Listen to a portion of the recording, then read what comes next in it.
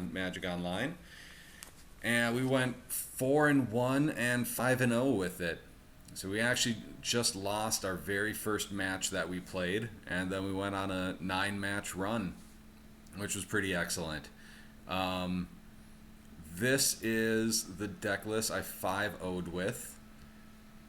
The things are going to jump out at you. First and foremost, we're running 25 lands. We are running a Goblin Chirurgeon and 2 Tarfires main deck. We're running Weirding and Sting Scourger. We are running 2 Worts and 2 Grenzos. So it's kind of a crazy build, because generally speaking, people do not run more than 1 Grenzo if they run it at all, the red-black one. People normally do not run Wort. Wort has been a pretty bad Goblin card for a very long time. But what's kind of happened in the format, because Wrenn and 6 has become so crazy popular, and Lightning Bolt has been incredibly popular, Goblin Chirurgeon here has become a card that lets you choose the target for your opponent's removal spells, because Chirurgeon just lets you sacrifice a goblin to regenerate a creature.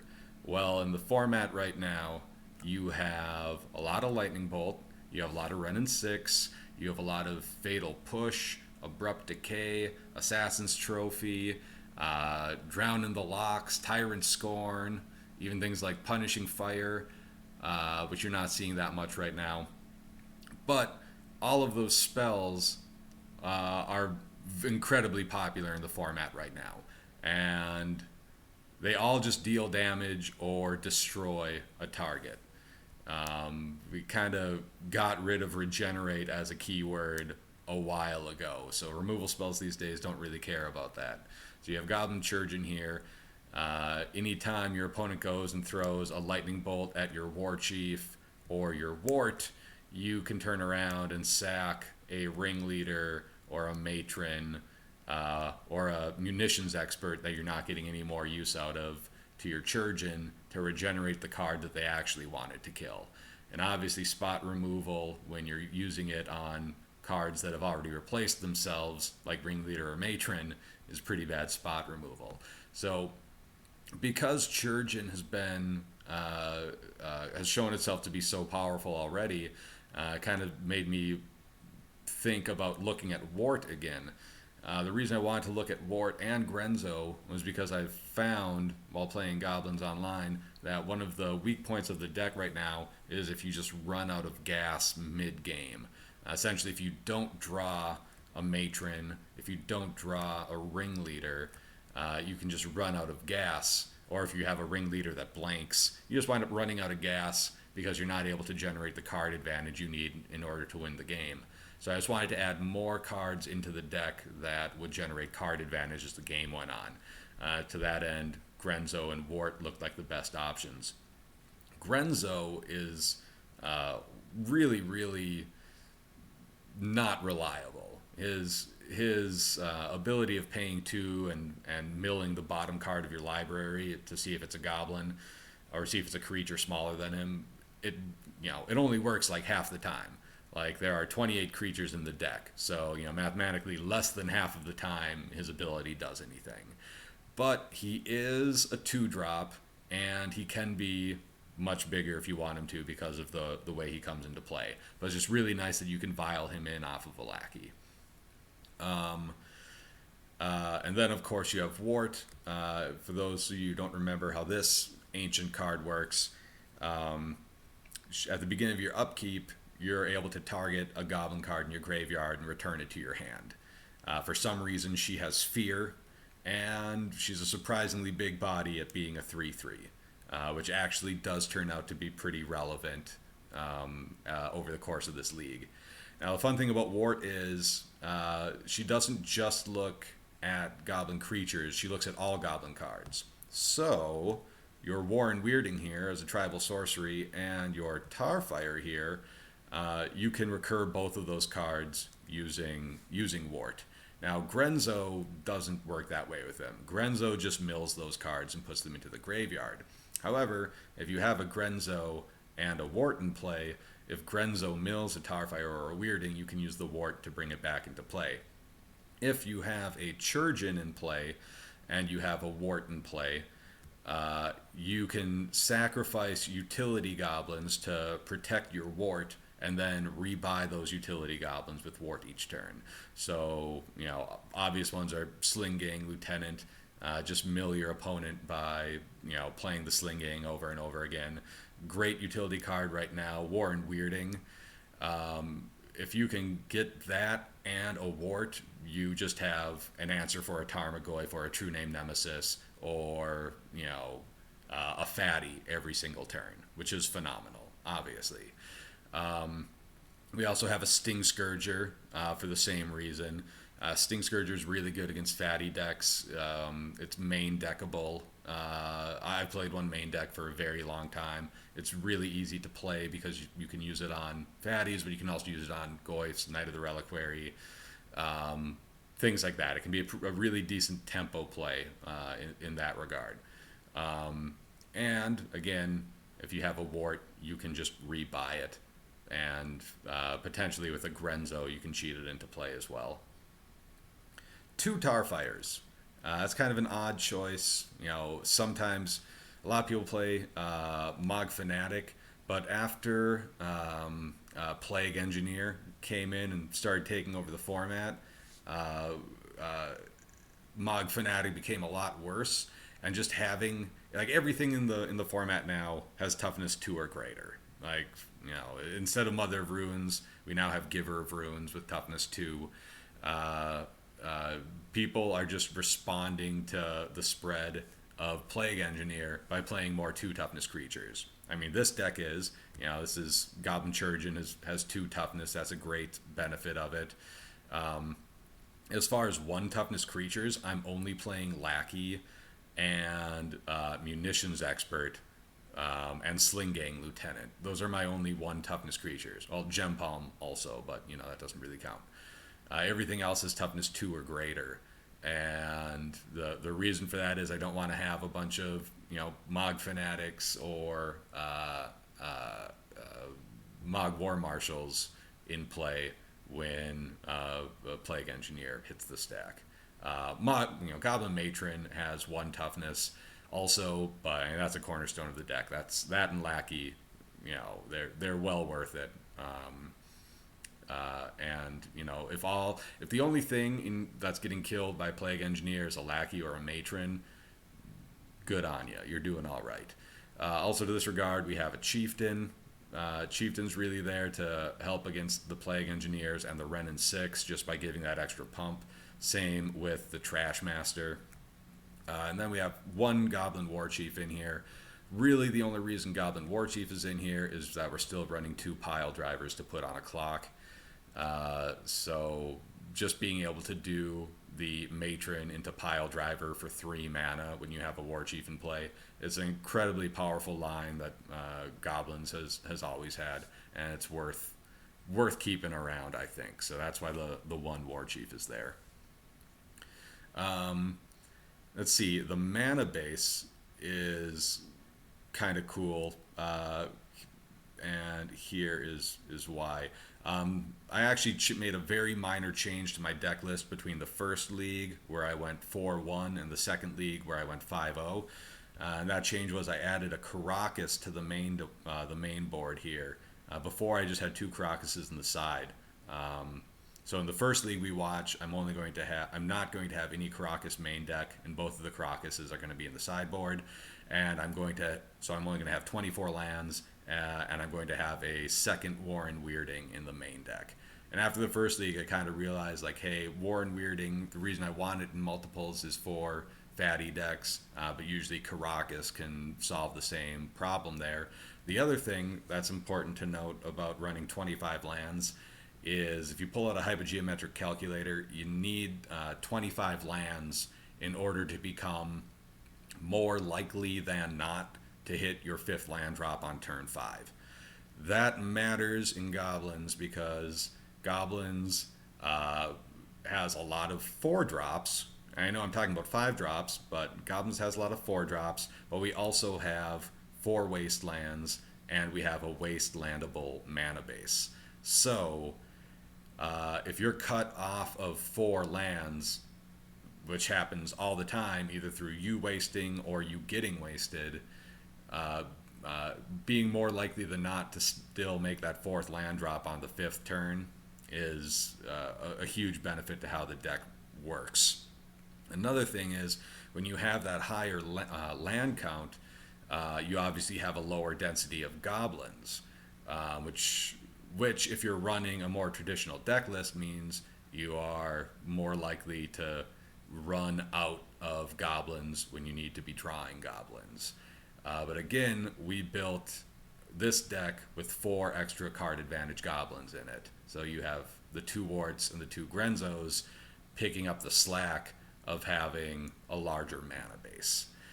We also have play with 2 Ancient Tomb main deck, and we play with no Rishadan Ports. Reason for that is Rishadan Port is just very slow, obviously, and the format is very fast now. Rishadan Port is really not a fun card to have in play against like a Wrenn and 6 type deck. But Ancient Tomb lets you accelerate out your matrons and your ringleaders a turn earlier, which is hugely beneficial. Ancient Tomb also lets you play a turn 1 Aether Vial through a Daze effect, and it also allows you to play your Crater Maker. It lets you play and activate your Crater Maker turn 2, which is a pretty nice benefit. So again, this is the deck list here: 4 wastes, 1 swamp, 3 mountains, a vista, 4 caverns, 4 mires, 4 badlands, a mesa, 2 arid tombs.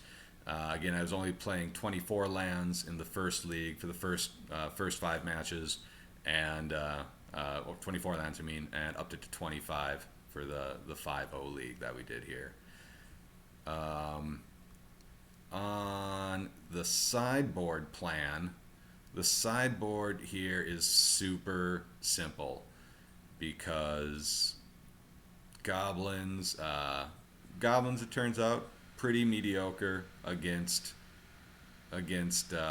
combo decks, and combo decks these days are pretty much just using the graveyard to some degree to mess with you, whether it's ad nauseum tendrils or reanimator. Like those are the 2 big ones that you see that are really relying on the graveyard, that are going to be a lot faster than you. So the idea is to just play a big chunk of turn 0 graveyard hate.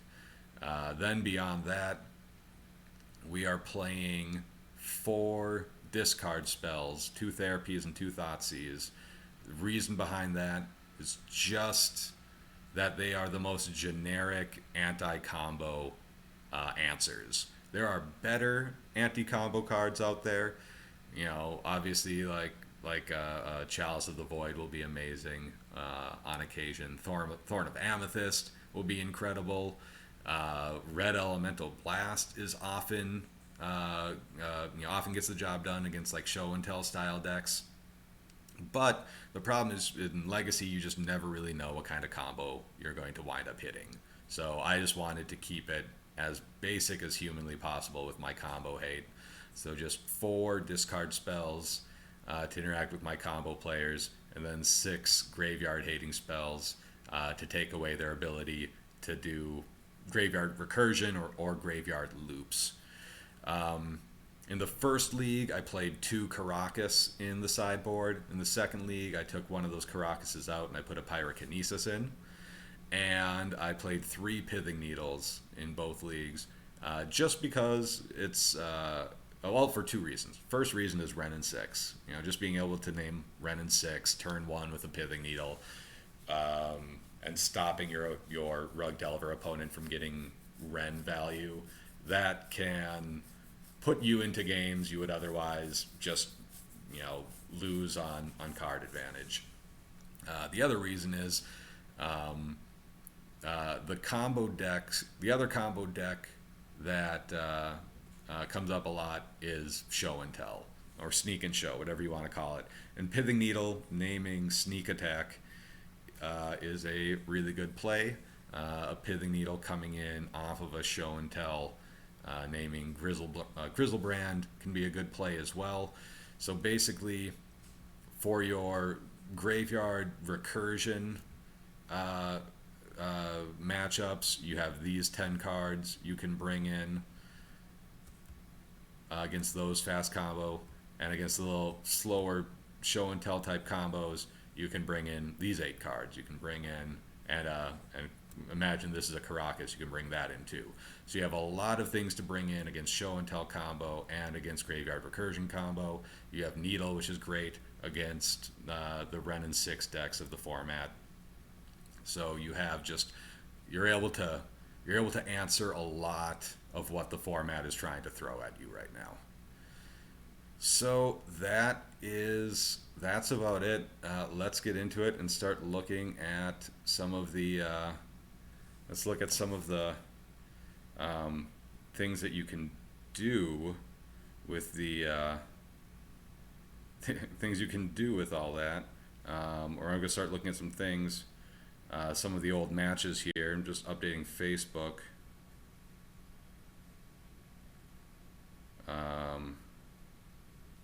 Combo. That is what it is. You're not going to, win a lot of. You're not going to win a lot of games against Ant when they go off turn 2. You're just not. So I side in a bunch of my graveyard hate and my discard. And I'm on the play, of course, so see where we can go from here. Let's get to my hand. So the first hand was a no-lander. This hand was not a good hand either, but I had turn 1 Thoughtseize. Then, because of the Ancient Tomb, I could turn 2 out a Matron, turn 3 out a Ringleader. So this hand at least did some things. I believe I put the Munitions Expert on the bottom here because that doesn't do much in this matchup. My opponent started with 7 though, so wasn't looking good for me from the start. So I just fetch out a Badlands, Thoughtseize him. If we go and look at what he revealed in his hand was, let me see if I can pop it up, make it a little bigger for everyone. There we go. Alright, so I grabbed a Cabal Ritual out of his hand. Otherwise, he had a Pass in Flames, an Ad Nauseam, and Abrupt Decay. If you look at my hand, I have Matron and Ringleader. I don't care about Abrupt Decay. If he Abrupt Decays a Matron, fine. That doesn't matter at all. Had I discarded the Ad Nauseam and left him with the Ritual and the Pass in Flames, he would just have another mana source to power out the Pass in Flames and recur the Ad Nauseam if he wanted to. If I discarded the Pass in Flames, again, he would have a Cabal Ritual and an Ad Nauseam. So he either just could have straight up Ad Nauseamed, and then the Pass in Flames would still be an option later anyway. So it was pretty clearly the only option I really had was just take the Cabal Ritual and hope that I'm able to clock him before he is able to cast an Ad Nauseam. Basically just hope he bricks and keeps drawing Abrupt Decays and lands, and that I'm able to get something going. That was the hope, at least. So, the second turn, I played an Ancient Tomb. Taking the 2 damage here sucks, but you need to get on board. And I went and grabbed a Sling Gang. Sling Gang is really good in this situation because it's a really good clock, being able to attack for 3 a turn, and then it helps you close out the game early by being able to sack it and do a bunch of shit. So here I just go and play out the Sling Gang. Already though, I'm down to 13 life, which is a bummer, between the 4 damage from the Tomb and the 2 damage from the Thoughtseize and then 1 from fetching. So I'm making it pretty easy for him right now. I drew a Pile Driver here. Went to go and attack. Figured at this point I was probably going to see an Abrupt Decay hit my Matron, which is fine. You just sack it to the Sling Gang and turn it into a point of damage. And there we are. And then after this, I went and just played out a matron off of 3 mana there, just because I didn't want to take another 2 from the tomb and go down to 12 life. Because again, right here, we've seen his hand. They've played out the polluted delta at this point, the volcanic island, and the abrupt decay. So now they're sitting here with just an ad nauseum and a pass in flames, and only 1 unknown card. So there's a chance that they're still not going to be able to go off next turn, or that if they can go off, it's going to be for a limited amount. So I did not want to deal 2 more points of damage to myself with the matron there. With the matron, I went and grabbed a Pashalik Mons.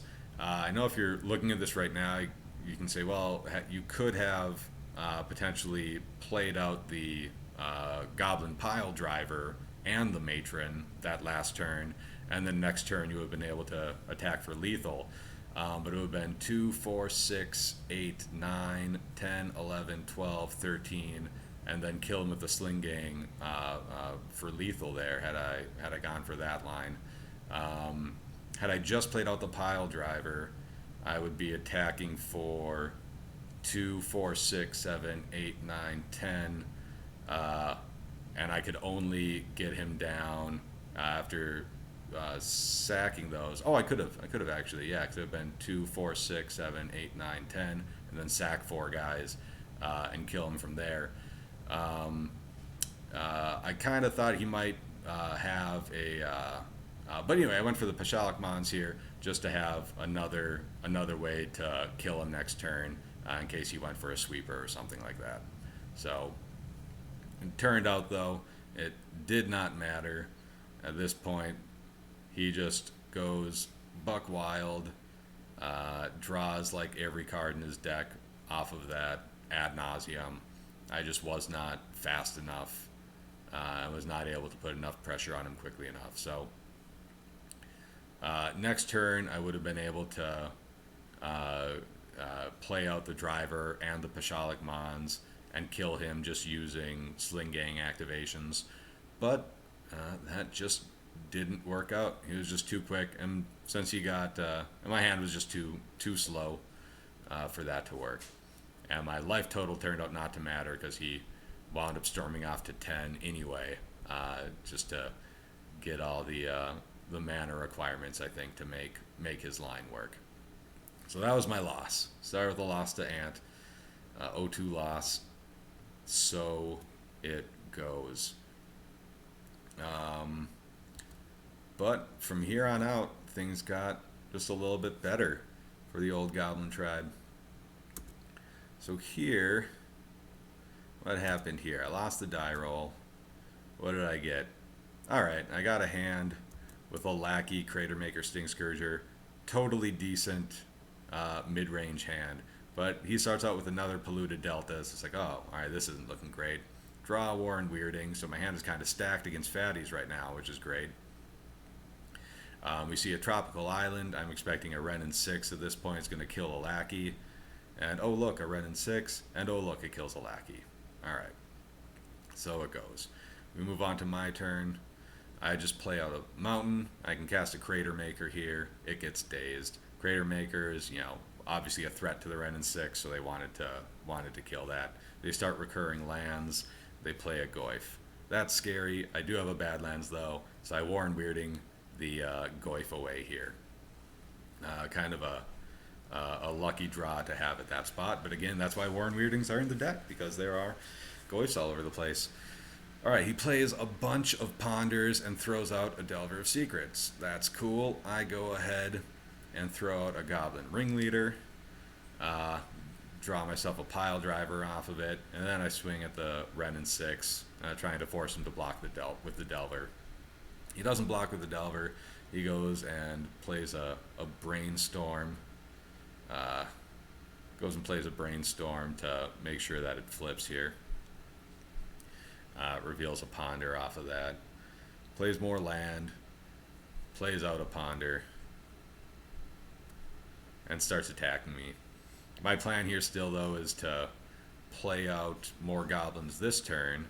which I do right here, and play out a Grenzo. I leave one floating because my plan was to get 2 goblins into play and then gem palm the flyer away. But because he forces the Grenzo, removing a spell pierce, my backup line here is to play out the Goblin Pile Driver. Again, just looking to build up my board presence so I can gem palm away the insect, and I'm okay just chumping the Goyf for the time being. He actually keeps the Goyf back to protect his Wrenn and 6. Now I come out and I'm able to cast a Sting Scourger. Obviously, the line here is I'm going to bounce the Goyf with the Sting Scourger, swing in at and try to kill the Wrenn and 6, and then have the Gem Palm as backup to kill the insect. Doesn't work. I do play out a Chirurgeon though, and I still have enough mana to go and kill the insect. Now at this point, things are starting to look up for me because I have a Chirurgeon in play, which means I can, block his Goyf for as long as I want. Throw out the Sling-Gang Commander because my life total was starting to get low. I was down to 8 life at that point, so I wanted something that I could use to create a bunch of chump blockers and as regeneration fodder as needed. Now I attack the Wrenn and 6 with the Chirurgeon just to get an extra pump off of the Goyf here. Here they went and shot my Sling-Gang Commander, bringing their Wrenn and 6 down to 1. I used the Chirurgeon there to sack a token to go ahead and regenerate it. He attacked me there. I has chump block, and I actually used the Chirurgeon to throw a regeneration shield on something instead of gaining an extra life. Probably just should have gained an extra life, but whatever. Alright, draw more fetch lands, play those, fetch out a land before I go and Ringleader. Don't Ringleader there because I don't want to get down to 3 life and have to start sacking guys.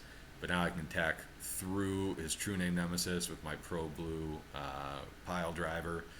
Again, I'm going to have to start sacking guys to gain life, but if he's attacking me with 2 things at this point, I can chump block 1. I can chump block the Goyf, sack my Ringleader as the chump, gain a life, and not die to True Name.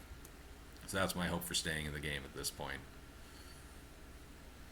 So he swings in.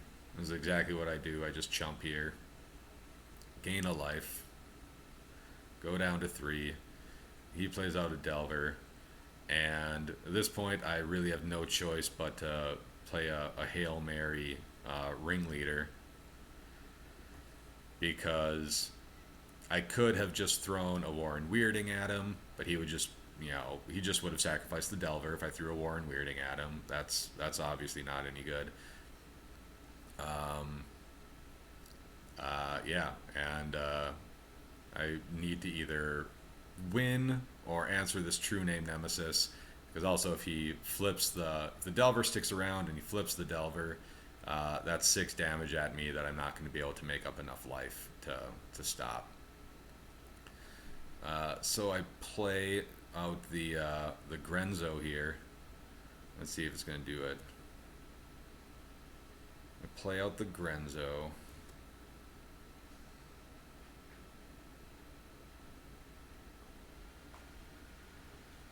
No, it's not going to show it. Okay, I don't think I played out the Grenzo. I think I actually bolted the Delver of Secrets. Then I attacked in with 2, 4, 6, 7, 8, 9, 10, and then sacked off the Sling-Gang to get the win here. So I believe that's how this game ended, even though the replay doesn't want to show us the rest of it. I managed to pick up this win just off the back of Tarfire removal for the Delver.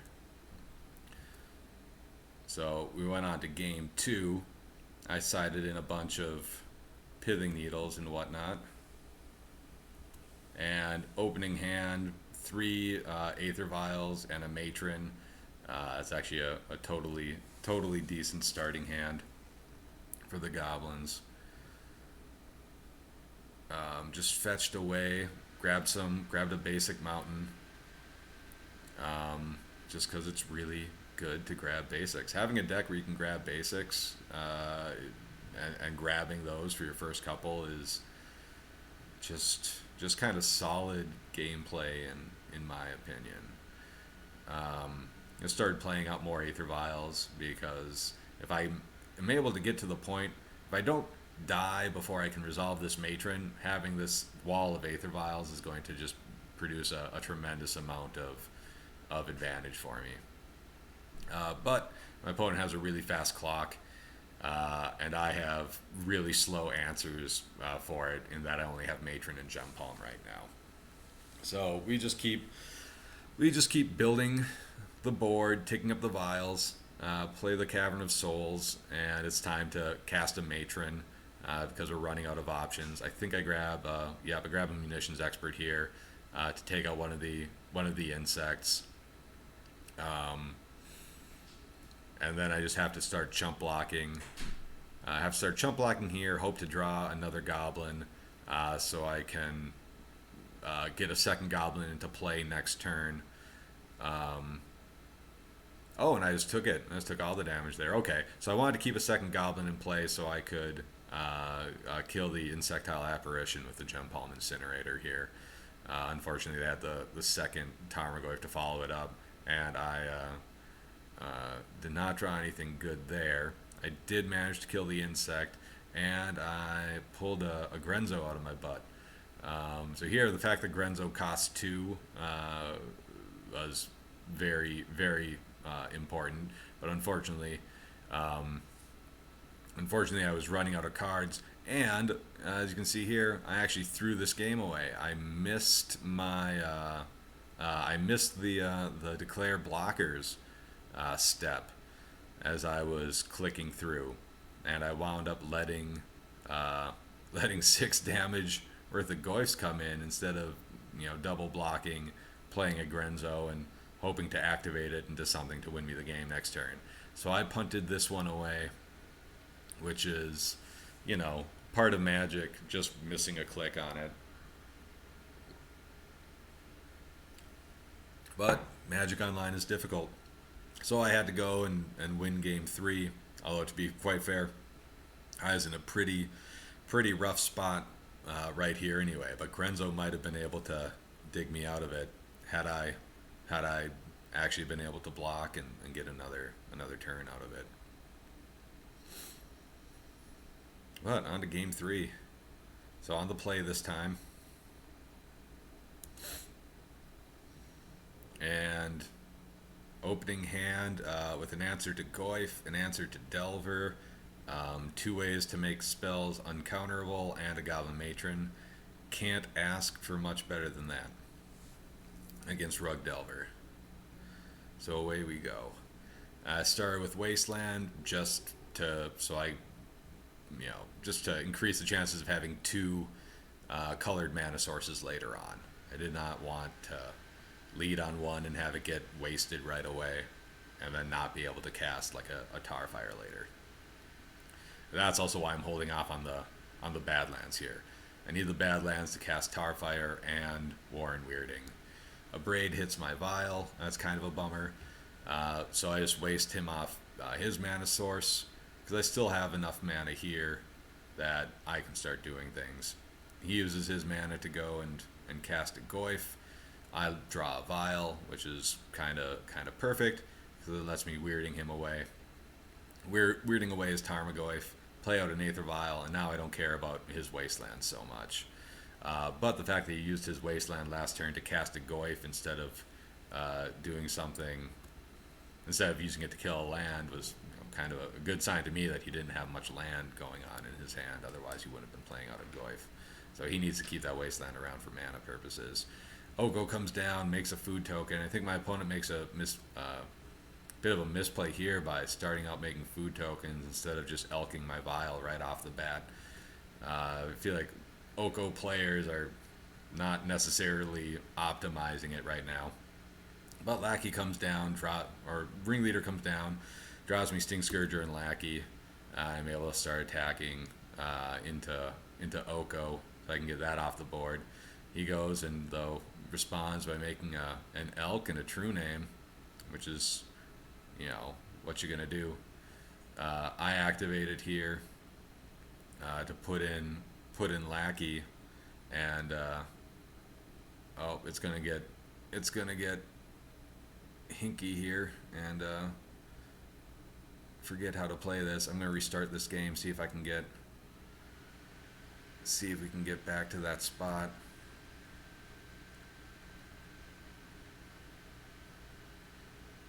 All right. Fast forward through a couple turns here.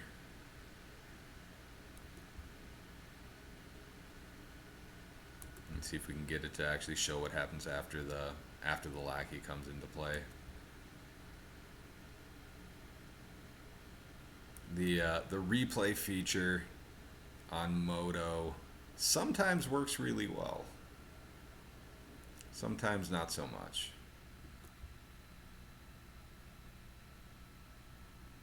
Alright, cool. Okay, so I got my lackey into play.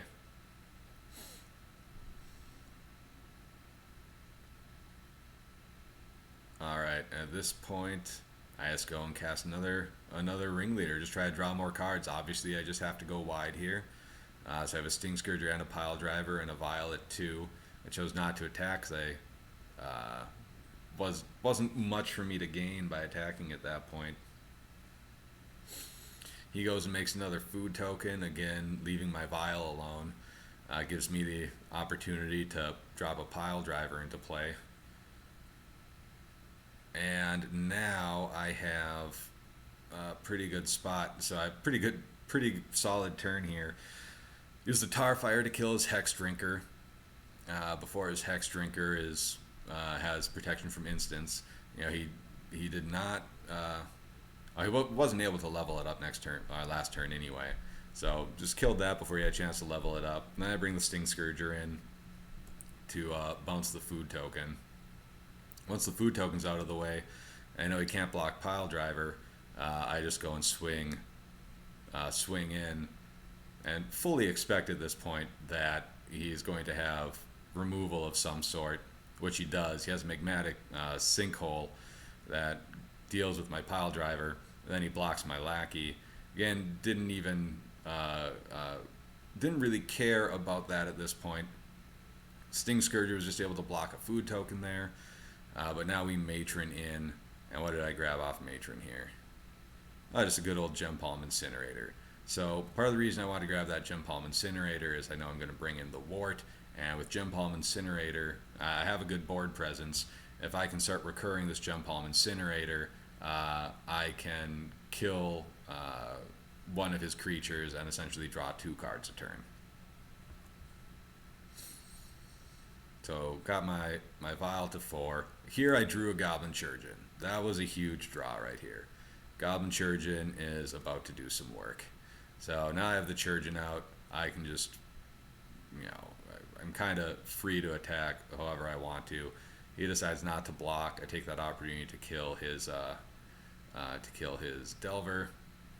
He goes to bolt me because he's just going to. His intention is just to clock me at this point. He keeps making food tokens. I respond to that by just bringing a Wort into play. Wort as a 3/3 suddenly matters. I block the food token and I sack my tapped Matron to the Chirurgeon so that the Wort is going to survive this block. And now I have a Wort that gets to come into play next turn. Or sorry, now I have a Wort that's going to get to recur something next turn. You see my opponent again now goes and tries to kill the Wort with a Blue Elemental Blast. Blue Elemental Blast doesn't stop regenerate, so now I just sack a Ringleader, regenerate Wort, save it again that way. Alright, put some triggers on the stack.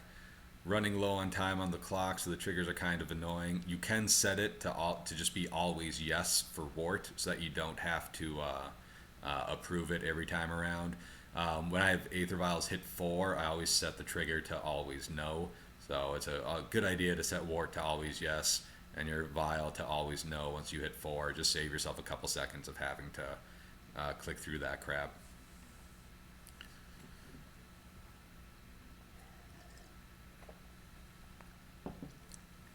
So I used Wort to return a matron to my hand, and now I just cast the matron. And at this point, I go and just grab Slingane Commander and vial that in.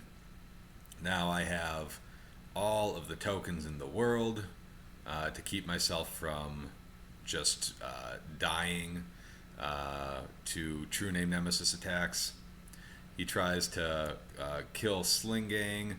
I sack a guy to regenerate it. Really, I could have just sacrificed Slingane to itself to gain a life, but I wanted to keep him around just to see how much life I actually needed to gain. He goes and plays a Delver. Delver's fine. I sacrifice Slingane to its own ability there to get myself to 3 life. My opponent was out of cards in hand, and I was like, okay, I'm just going to start recurring Slingane at this point. Opponent has no cards. I didn't have to fear dying to a bolt or anything. So here I go and just play out either Slingane or Ringleader. Okay, played out the Ringleader first. Drew a couple Grenzos. Put in the Slingane. Just kind of building up my board as much as I possibly can. Now just attacking in with everything just to, a Delver has to block a Ringleader at that point. Opponent goes down to 5, and I can just Slingane him away for the win at that point. So you got me down to 1. Things were looking pretty dire for a moment there, but the combination of Chirurgeon and Wort just absolutely took that game over. The other thing that's really cool about Wort is not only is a card advantage in the late game, but it's also card selection. You get to pick which one you're bringing back. So you can bring back that Slingane over and over again. You can bring back the Matron to grab whatever piece of the puzzle it is that you need. So we won the game there with Wort off of the Slingane. Good times.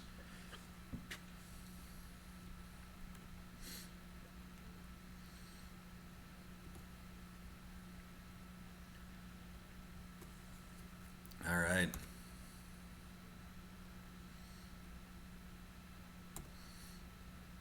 All right, next up we were on the play. Always nice to see. And totally decent opening hand here. Lots of fun interactive spells and card draw off the matron plus the vial. Again, pretty quintessential goblin hand. Can't complain there. Looking at a flooded strand, don't really know what the opponent is playing there. So I start playing out lands because I probably fetch before my next turn here. Yeah, I just fetch as soon as he fetched, just to play around Stifle. Again, I'm just grabbing myself some basics. He casts Show and Tell. I put in good old Goblin Matron and grab myself a Sting Scourger. Opponent puts in a sneak attack and doesn't grab anything else. I throw in a Munitions Expert at end of turn because it's not going to do anything this game. I just need bodies on the board and I need to clock. So up the vial to 2. I draw myself a Wasteland, so obviously I just get rid of the red source and just start attacking. He gets another red source. Gets a second red source, but because he knows I have a Sting Scourger, he's not going to go and activate it. He's not going to fetch with the Tarn to get another Volcanic Island because that exposes him to Wasteland. He needs to get 2 red sources to play around Sting Scourger at this point. Now I'm kind of flooding, just drawing more lands here when really I need to get something better into play. Now the opponent does the old end of turn Emrakul. Beginning of combat, I can't really do anything. So had I Sting Scourgered it at the beginning of combat, he just would have replayed it with sneak attack and hit me anyway. So here, only option I really had was to let the Annihilator trigger go on the stack and Sting Scourger it at that point. So that's what I do. Sting Scourger that away. I have to go and sacrifice 6 permanents. I believe I just keep the vial, yeah, since I have 2 other lands in hand anyway. So now I have to go and see if I can miracle my way into something that wins the game. Or really, the only chance I had was to grab myself like a wasteland and waste off that volcanic island. But he just draws a Griselbrand, and that's game. So I obviously side in some discard and the Karakases and some Pithing Needles. Because Pithing Needle will answer a lot of the things that he's gonna bring into play here. This is a very slow hand that doesn't really interact outside of Wasteland. So I believe I go and mulligan it this year. Oh no, I kept this. Okay. That's kind of surprising, but it does have a matron. So what I was probably thinking was, it has the turn 1 vial, has the ability to waste him off a red source. Plus, it has matron, so if he does show and tell, I can matron into a Sting Scourger. So all is not lost. Our vial resolves, fortunately. If he had a force of will or something for the vial there, that would have been a problem. He plays out Lotus Petals, either to get around potential of Chalice or to get around discard or something. I just play out a Wasteland just to try to make him respect my ability to mess up his mana base. Alright, I do not even remember what we did here. Oh, we just went for the War Chief line. Okay, so I just put out the War Chief here just to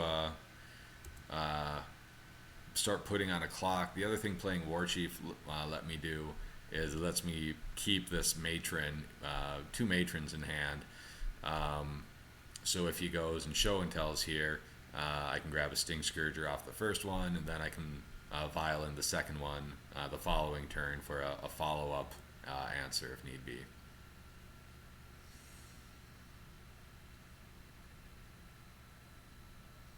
Alright, so he just has a preordain, just digging through his deck a bit, and he just doesn't have anything at the moment.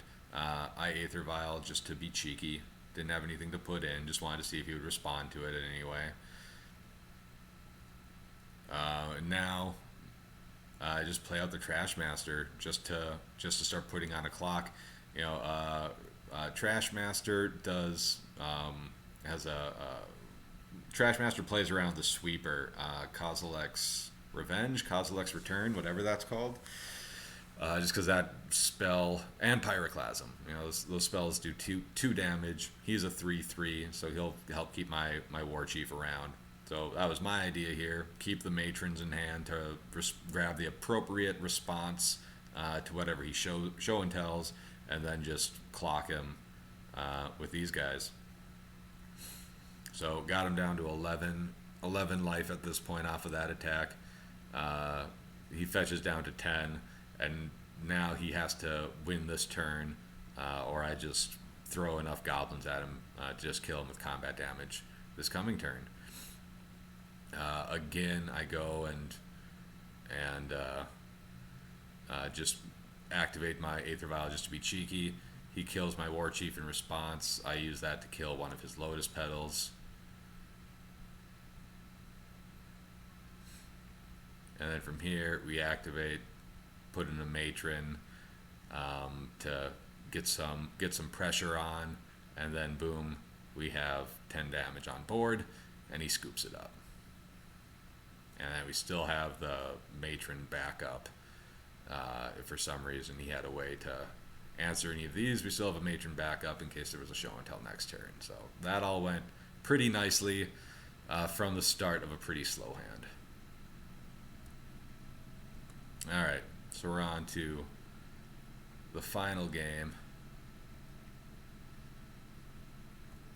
In this game, just like how I failed to block a couple Tarmogoyfs in the previous match, my opponent here has a very strange thing happen to him. Great hand for me. Cavern, Lackey, Matron, Karakas, Crater Maker in his hand, and Vial. This hand kind of has it all.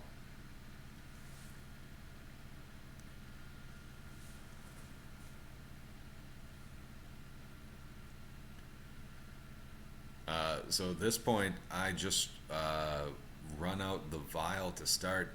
Don't know if that was the right call or not, but um, the thing about vial, starting with the vial, I felt like it kind of covered my hand, and starting with the vial plays around sweepers more. Like if I just jammed the lackey right away, and he had an answer to the lackey, or if I lackeyed into like a crater maker or something, and he wipes the board, I'm definitely gonna wish I had a vial instead at that point. So I just decided to start with the vial.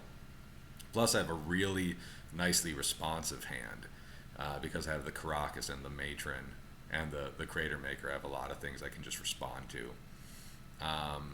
He just plays out a sneak attack here, playing it off of the Simian Spirit Guide. At this point, my opponent says I really wanted to attack with the Spirit Guide. Maybe he says this later. Maybe there's a second Spirit Guide. But somewhere along the line, he uses the Spirit Guide to cast a spell or to activate the sneak attack when really he meant to put the Spirit Guide into play and attack with it. Oh, wait, no, it's much later that happens, actually. Much later this game. Alright, so we draw another lackey. We attack with lackey. At this point, I think I'm alright. We just decided to go with the matron, and we grab a Sting Scourger. So I'm playing pretty conservatively. I just want to make sure I have an answer to anything he might do. Then I wastelanded a City of Traders. Don't think that was the best wasteland since I was going to die anyway, and he was going to need another red source at some point. So I probably should have saved that wasteland for the Scalding Tarn, but whatever. Attack again with all these guys. Alright.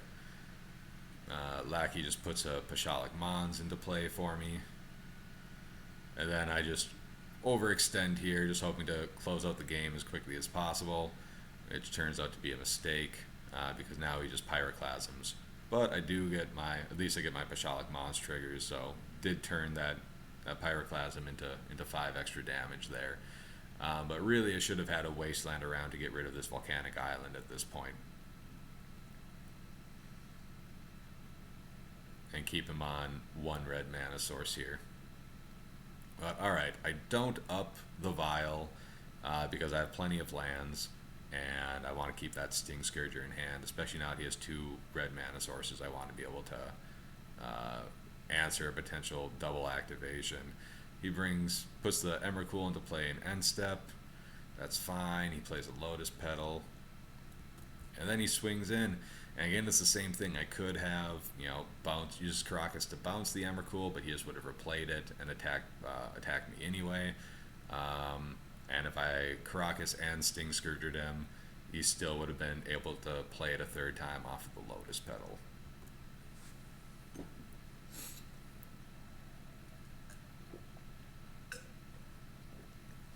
So I lose my board. I'm down to 3, but he only has 2 cards in hand. I still have a land, and I luck into a Pithing Needle there and turn off his sneak attack. So now he has to show and tell his way, or find a answer to Pithing Needle. Now, of course, they just start drawing a bunch of Thoughtseizes and black cards that I can't cast. I do manage to draw my second Karakas, though, which is obviously going to be a hugely important card for me here. But I still have no kind of clock. Now he's down to 7 life at this point. He's getting pretty low too, so pretty much any castable goblin I get is going to be a threat. Unfortunately, I have no castable goblins. I'm drawing Warts, Thoughtseizes, Sting Scourgers. None of these are good.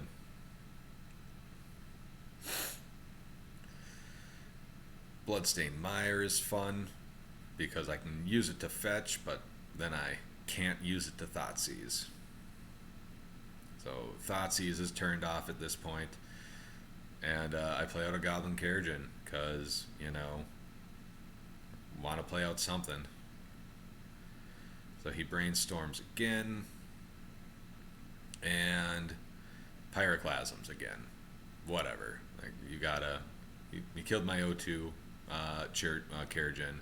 I would point out though that had that Chirurgeon been around when he pyroclasmed earlier, I would have been able to save half my board. So finally I have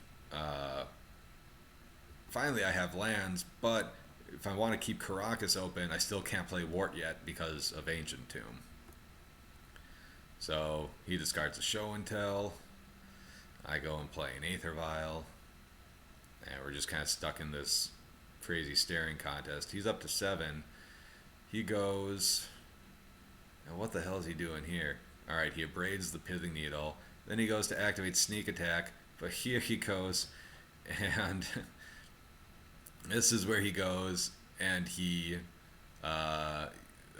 accidentally exiles the Simian Spirit Guide to activate his Sneak Attack, rather than activate his Sneak Attack to put Simian Spirit Guide into play.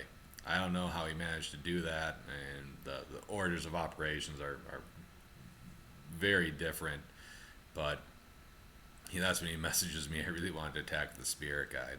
And instead he has to put Griselbrand into play, and that's fine, whatever. I'm obviously not going to let him hit me with a Griselbrand. I have a Karakas out. I'm just going to keep bouncing his Griselbrand. And doesn't matter, unlike Emrakul, it doesn't matter if he keeps replaying Griselbrand. Thanks to the damage I got off of Pashalik Mons earlier also, he also happens to be at 7 life, so his life total is too low for him to activate his Griselbrand, which surely would have won him the game if he had 1 more life at that point. Now I Cabal Therapy and his name Griselbrand. Take that out. I don't need him to have a Griselbrand in hand. So he has a Daze, Sneak Attack, Show and Tell, Pyroclasm. At this point, I waste his red source, which seems kind of greedy. I feel like I probably just should have played Wort there, but whatever. I just replay the Aether Vial. It seems like plus he has a Lotus Petal. I shouldn't have wasted his Volcanic there. I just should have played out Wort. Prismatic Vista, which thankfully I can use, and now I finally go, okay, this is silly. I just need a clock.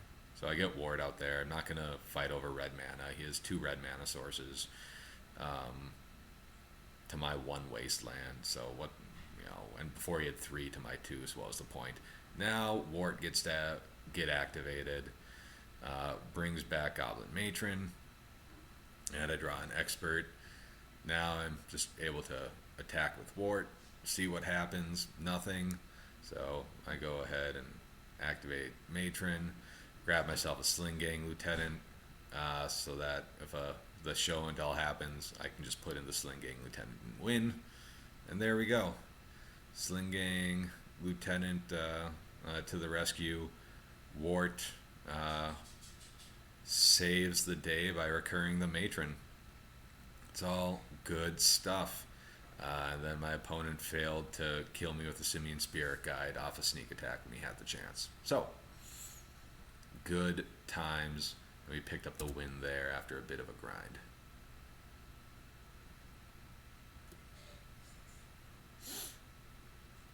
Alright.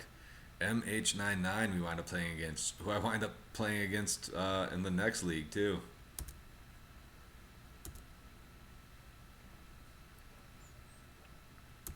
Alright, let's see how this game started.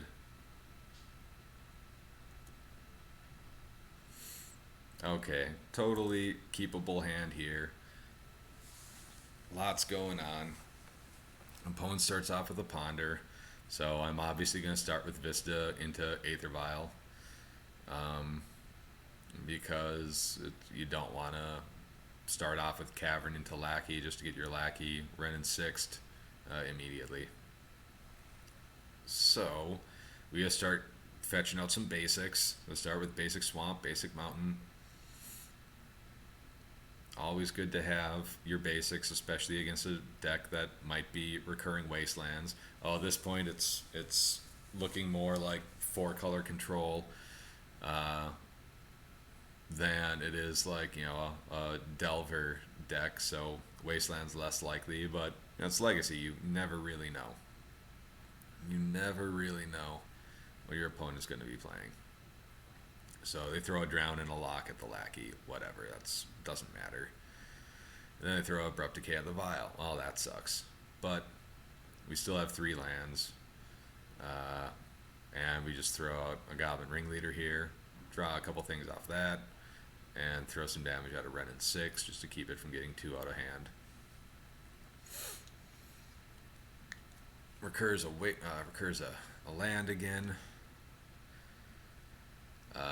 Ringleader draws a bunch of good shit, which is fantastic. We're able to attack Wrenn and 6 down to a more manageable amount. Let's play out a Vial and then discard a Lackey because Lackey's just going to die anyway. Opponent went and played out another a Wrenn and 6 and killed off another Ringleader and then conceded. I'm assuming his hand was just crap at that point. Don't know how it could possibly be crap considering that he played, he was recurring his dual land, or not his dual land, his fetch land so many times, but sometimes you just don't draw good things. And he figured he wanted to go to the next game rather than try to play against a 7-card Goblin hand with 5 lands and a Vial. So good Ringleader was very good that game.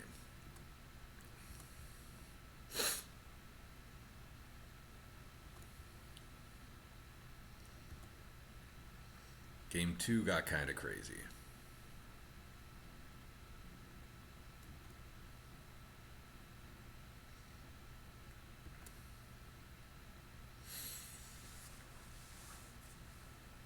So I didn't see any Wastelands from him that last game. That made me feel more comfortable about keeping this hand with 2 non-basics in it.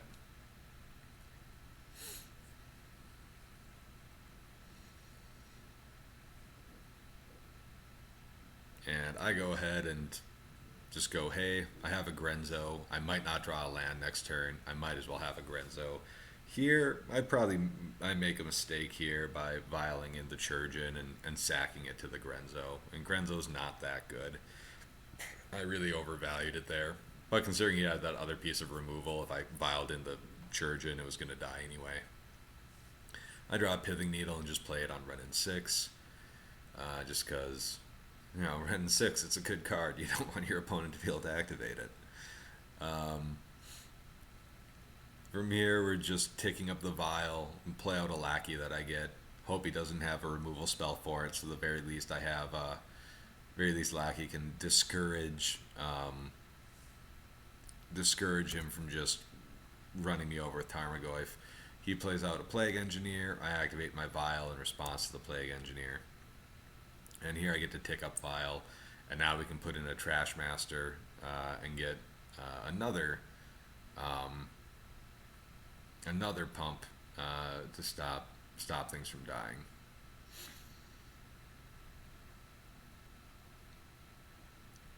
So Snapmaster Caster Mage comes in. At this point, it's a problem because he's going to start destroying, good things. Hitting my Vial was obviously great there because I was clearly short on land. Being able to get some more cards off my Ringleader was good though.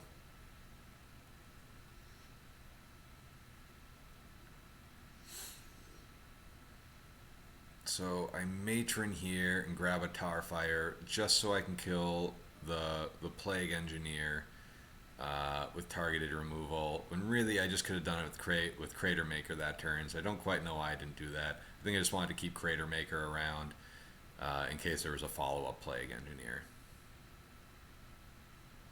But my opponent goes and lands a Leovold, which is really bad for me because I have this targeted removal like Tarfire in here, and Sling Gang Lieutenant is pretty bad when you are facing down a Leovold. Snapcaster Mage gets more value for him here. I don't recall what he grabs was either Hydroblast or a Brainstorm.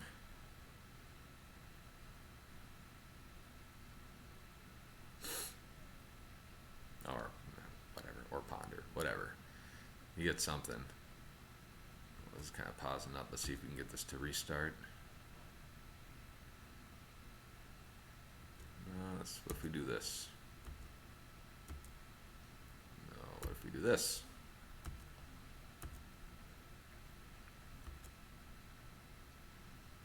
Oh, not so much. What turn is it? 9? I'm going to restart this game, see if we can't fast forward up to turn 9 and see how it goes from there.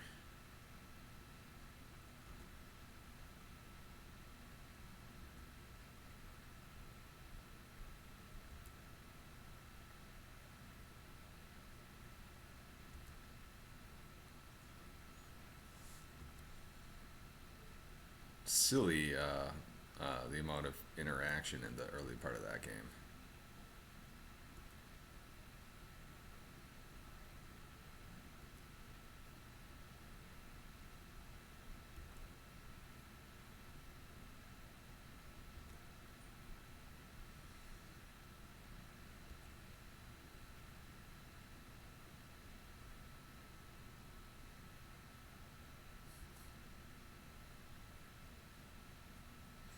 Oh, I had played out. Okay, all right. So the reason it stopped playing was it made a mistake. It thought that I played out of the matron when I hadn't. I did in fact play out the Crater Maker. Okay, I had played out that Crater Maker there to kill the Plague Engineer. The Tar Fire I grabbed later, so that next turn, that made more sense. I grabbed the Tar Fire so that I could shoot the Snapcaster with it and then kill the Goyf with the Weirding. Unfortunately, he went ahead and played a Goyf, or sorry, went and played a Leovold, which kind of messed up my plan. Rebuys his Punishing Fire. Fortunately, my guys are still big enough here that the Punishing Fire can't just kill everyone. Hydroblast does a good job of killing the Trash Master, though, and now the Punishing Fire is going to get a lot better.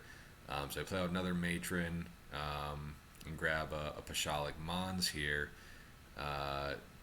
just with the hope that I can get some damage off of my guys as they get killed at least.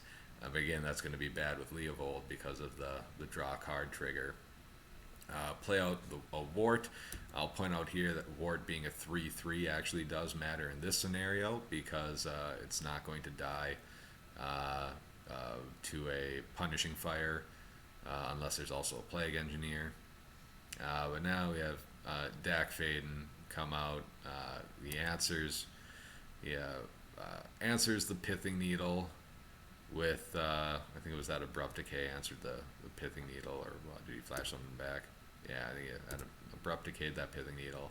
Now he just starts going wild with with all this stuff. The Plague Engineer here is kind of the icing on the cake. He's just built up way too much of a board, and then right there, that K command just goes and wipes my board. I double block, trying to just get his card advantage engine taken away, and so I can turn my Pashalik Mons on here, hoping that I can Mons and Sling Gang simultaneously, and that Sling Gang can keep me, and that those can help me stabilize and gain some life back. But then he goes and has to recur an Abrupt Decay with that Snapcaster, and that's that. So he has had too much. He has had too much going on with all the recursion. He had a pretty great game that game. So, and I wasted my Chirurgeon in the early game there, so I didn't have an answer to him as that game went on. Okay, I'm guessing I mulligan this hand. Let's see if I recall. Yep. All right, so I mulligan into a hand with a vial. Keep some lands. Put I think that was a redundant ringleader or something that I put on the bottom, just because I need the lands more than I needed a 4-drop, especially when I had another one that was going to draw me cards. So draw a Wort. Very good card in this matchup.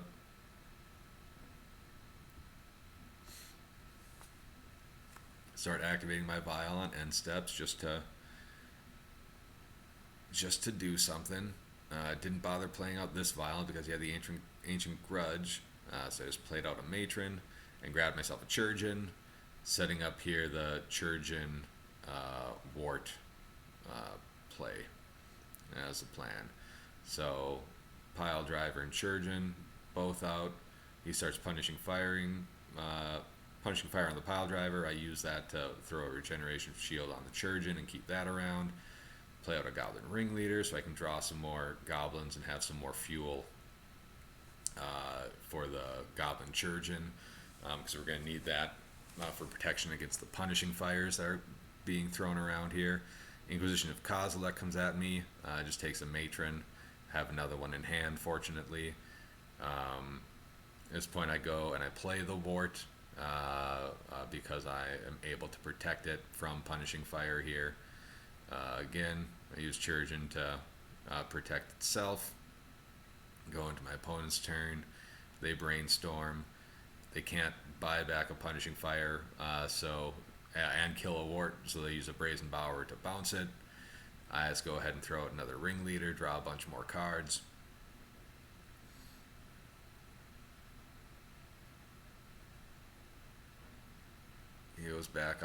He goes for Abrupt Decay this time. Again, that Abrupt Decay hits a Ringleader instead of a Chirurgeon. He goes to Punishing Fire it. He gets it. He gets the Punishing Fire through finally. I finally hear... Nope, that's not what I did. I didn't play a Slinging Lieutenant into a Plague Engineer turn 8. Let's restart this, because this was a really good game.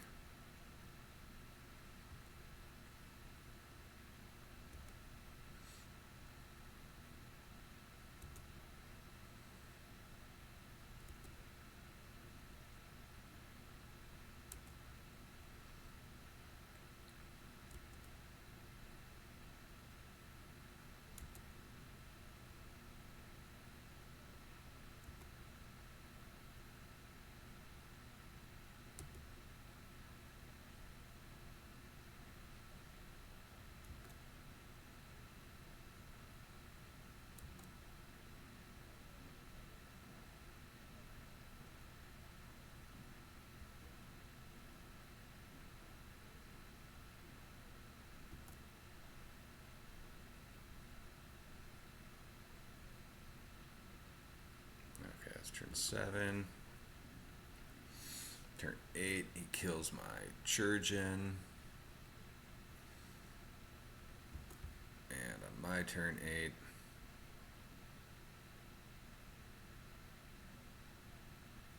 no, I did not just play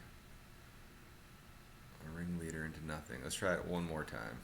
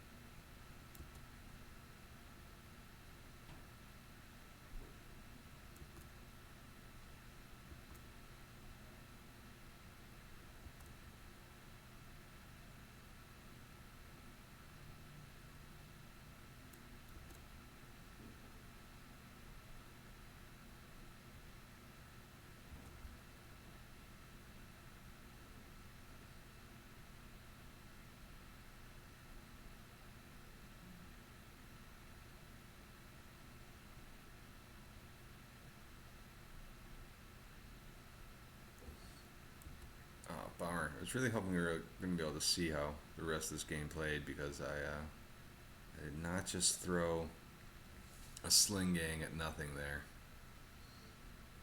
Yeah, this is all messed up. So this was a crazy, grindy, long game, and it came down to the final 5 seconds of this one when I finally won. It was really cool. It was a really great game. But the recording isn't capturing it.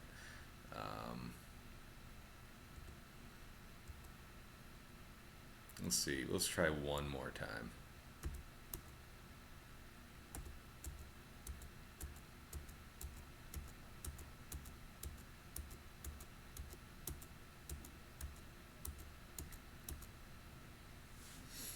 Alright, we'll just try to skip straight through some of those turns and see if we actually wind up making this work.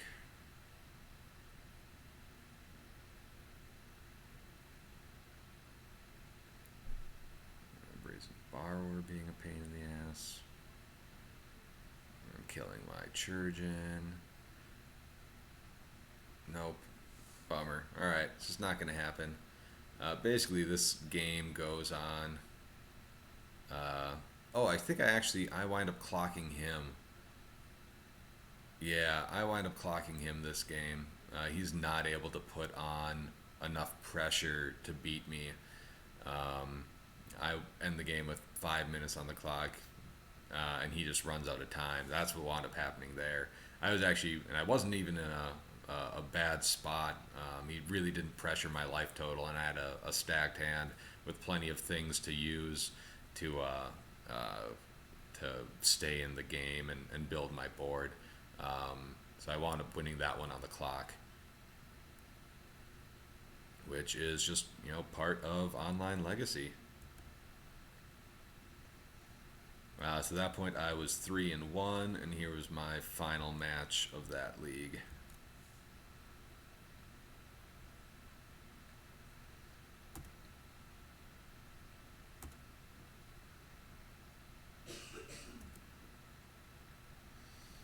Alright, so fine starting hand there.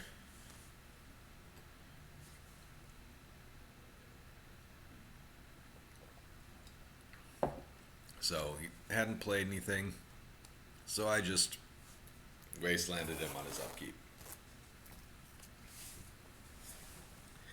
Didn't play anything off his volcanic, so I was like, alright, I'll just, get that out of there. I'm able to fetch up a basic mountain, play out an Aether Vial. He has to force it.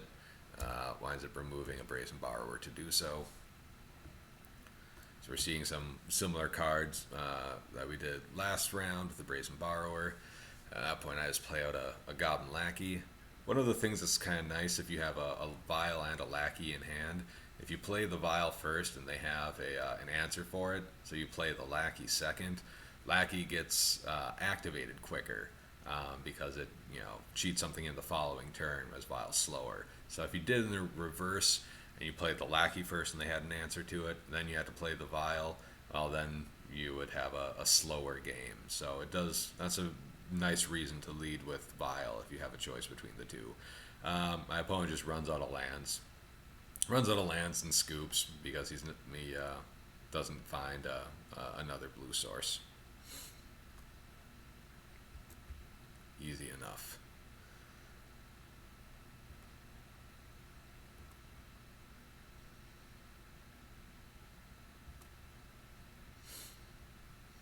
Alright, and here we have another totally decent hand. We have 3 lands, one of which is an Ancient Tomb to accelerate us out. We can play our Grenzo, we can play our Chirurgeon. We have a Tarfire for for a Delver. We have a turn 2 Matron. A lot going on. Start with a good old Volcanic into Ponder. Always a good time. We top deck a Lackey, which is perfect. Grab ourselves a mountain and just throw that Lackey out there. Make them have the answer for it. They ponder looking for an answer, and they find a wasteland. So things are looking pretty good for us at that point. Lackey connects, put in a Matron. Let's see what we grabbed with Matron. Yeah, it's a Ringleader. That makes sense. And play out a Chirurgeon. Chirurgeon, by the way, they just force of willed that Chirurgeon. That's how much respect they gave that Chirurgeon, knowing that the Chirurgeon was just going to blank all of their removal spells, or essentially make their removal spells pretty bad the rest of the game. So, and I'm fine with that. If someone wants to force of will a Chirurgeon, that's pretty great. Okay, so turns out we do have a third color here. They have some black, that's fine. They kill a Lackey. don't really care about the fact that they have black because we still have a bunch of cards to play. So we got a Grenzo. They play out. They play out Delver and a Dreadhorde Arcanist. Dreadhorde Arcanist is just like the worst card for goblins to face if it's able to attack. So I just attack into it. Let my opponent make a mistake here, and he does. He goes ahead and blocks a Matron, and so I just go ahead and Tarfire his Dreadhorde Arcanist. I also, you'll see there, activated my Grenzo while things were on the stack, well, before damage occurred, just in case there was like a chieftain or something I could have put into play, and my matron would have survived, but there was not. So anyway, managed to kill his Dreadhorde there with the Tarfire, and then the follow-up pile driver got dazed, which wasn't really a concern of mine because I had the Cavern of Souls in hand. Hey, look here at the beginning when I was talking about deck building, I was talking about making your 5th land drop turn 5. Well, here I am turn 5, having been wastelanded, and I'm playing my Goblin Ringleader. Good reason to run a higher number of lands. In this league I was playing 24. 25 mathematically is the one that gives you a better than not chance of making that 5th land drop. Ringleader here goes and hits a Mons and a War Chief, and then we just swing in because we have a faster clock than they do, plus they're running out of cards. They are running out of cards, and we have a pretty good hand. Plays out another Dreadhorde. Taps out to do it, though. We attack with everything again, just giving them a chance to make some mistakes. So we use Munitions Expert at that point to kill the Dreadhorde, and we let Grenzo trade with the Delver. And then, bada bing, bada boom, we have enough damage on board and a Tarfire in hand. Plague Engineer doesn't matter. I just kill him in my upkeep. And so there was my 4-1 league right there. After that league, made the very minor change to the deck where I moved I put a Karakas in the main deck and took out the second Warren Weirding from the main deck. I decided a Karakas was going to be better. Alright. And we're back. Okay. So, League 2. On to the 5-0. Alright, so I kept a hand here that is slow, but has interaction the first couple turns. So even though it's a slow hand, it has the Ringleader and the Wart to take over the late game, and has the Tarfire and the Weirding to control the early game. So not a terrible keep there by any means. At this point, I'm just playing out lands. He wastes me. That's fine. I have 3 more lands in hand. Hey, and look, I drew another. So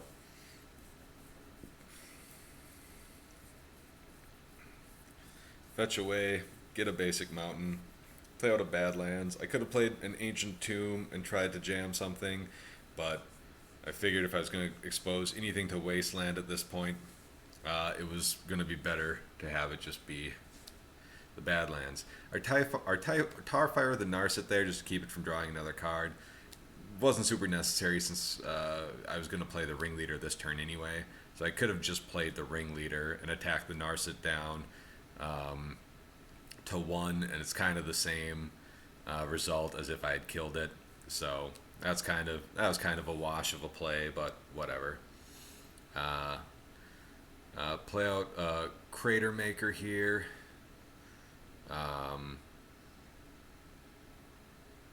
What the hell's happening here? I think it's messing up on the game. Yeah, we're gonna go back to turn 6 here.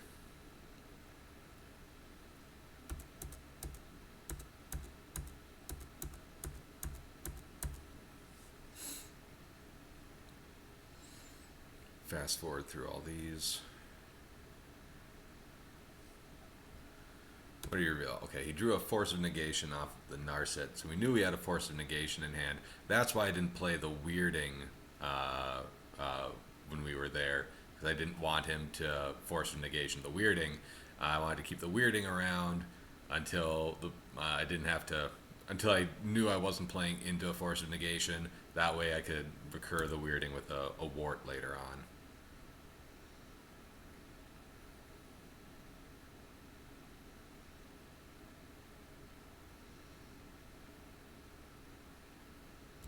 Oh, it's going to be glitchy again. Let's try this one more time.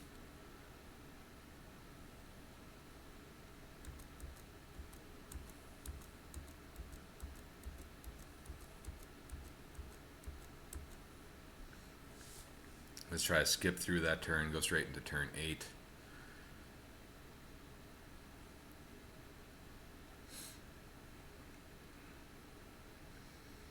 Okay, so we got a Chirurgeon into play.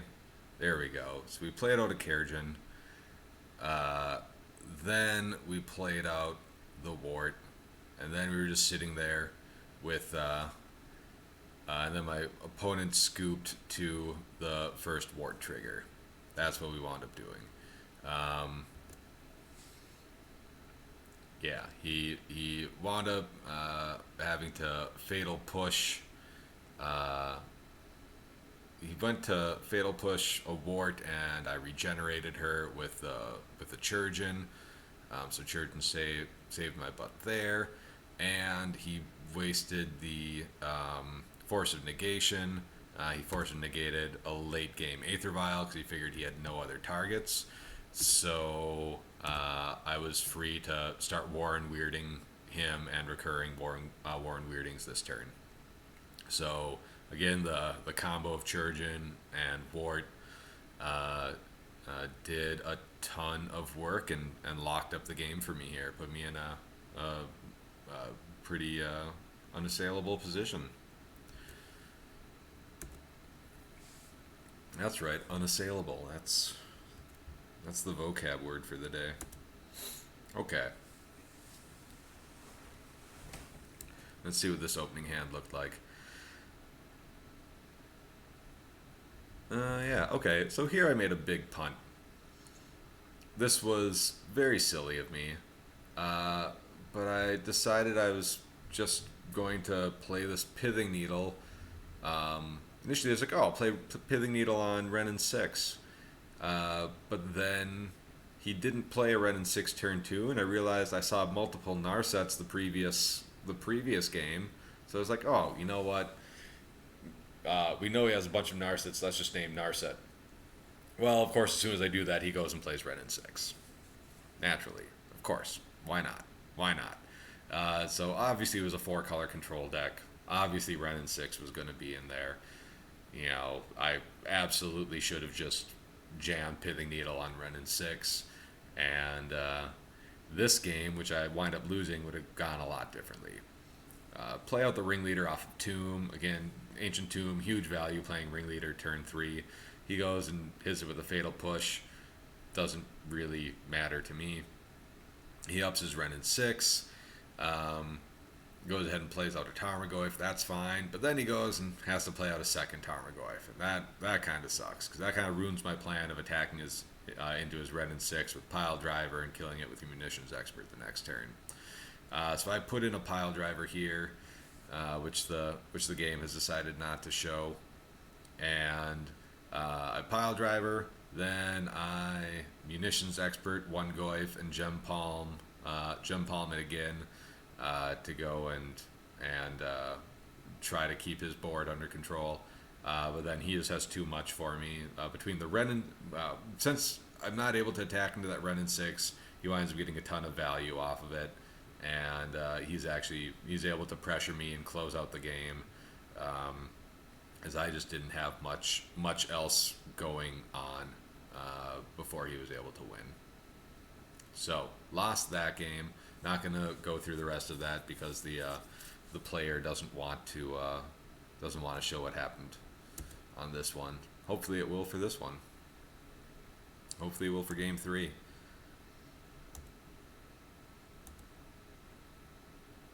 Alright, so game 3, a fine Goblin hand. No sideboard cards, but a lot of cards that they're going to wind up caring about. I mean, Chieftain's going to be good if they Wrenn and 6.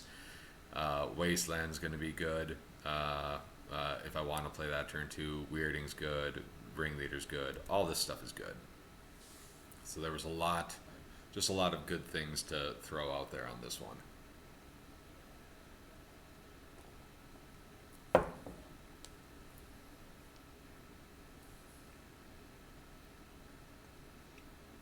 So he plays out the Wrenn and 6, which is fine. I play an uncounterable Chieftain and a hasty Grenzo, and we take Wrenn and 6 out. He uses the Hydra Blast to kill the Chieftain, which is fine. I use the Weirding to kill his Goyf, and I play out the Chirurgeon. He plays out Leovold, which is a bit of a pain in the ass, but at this point I have Aether Vial up to 4. So I just vial in a Ringleader here. Draw a Lackey. No big deal there. And at this point I just throw out a Pithing Needle. So it forces him to crack his fetch, and then I just name Wrenn and 6 again. We're just not gonna have another Wrenn and 6 be a factor in this game, if we can help it. So he plays out a Plague Engineer. I sack my Lackey to regenerate my my Grenzo, and he responds by trying to kill something else. It looks like he throws the Magmatic Sinkhole. So I just again sack something else to save the Grenzo. At this point, Grenzo is more important than Ringleader. Ringleader's already done his job. We're gonna keep Grenzo around. Throw in another Ringleader, draw some shit, play out a War Chief so that I can cast more spells next turn if I draw something good. He plays a Narset. This leads me to make a little bit of a mistake later on in the game, but it doesn't cost me too badly. This point, I'm just hanging out, waiting to put my Wort into play, so I can start recurring shit. Obviously, I have Vial at 4, so Wort can just recur a Ringleader each turn, or I can start recurring Weirdings. Don't love the idea of doing the Weirdings here, though, because, well, obviously he has a Leovold, and I don't want him being able to just replace everything that he winds up getting. But again, I'm sitting here with the Chirurgeon in play, so I'm feeling pretty good about taking this game over. Activate Vial before casting Matron, just because I've played a bunch of Ringleader already, and I don't want to do a second Ringleader. I'd rather do a second Ringleader before I shuffle a bunch of cards back into my library with Matron, so I played the first Ringleader like that. Got this Incinerator here. Threw the Incinerator at the Leovold. Didn't get to draw a card off of it, though, because of the Narset. So I was kind of surprised when I didn't get to draw. He throws a Plague Engineer to... he throws a Plague Engineer. I just attack with a bunch of stuff just to start getting damage through, because I have 2.5 minutes left on the clock. Probably a little hasty in my attack. He tries to throw a Drown of the Lock at Wort. I had to sack a creature to regenerate it. Doesn't matter. He also blocks Grenzo. I sack a Ringleader to regenerate that. Again, it's not such a big deal having a Ringleader in your graveyard when you're recurring it with Wort each turn. He attacks with the Plague Engineer. I take 2. It doesn't matter. Ringleader here. I bring the Ringleader back. And again, we just throw out the Crater Maker here. Decide to stop fucking around. Play the Crater Maker. Just kill the fucking Plague Engineer. And now that lets me play a Matron, and I grab a Pile Driver. So now I'm just attacking with a huge Pile Driver, and now my Chirurgeon is going to just save my pile driver. I'm just going to sack my Grenzo, which he blocked with the Leovold, and just save my pile driver here.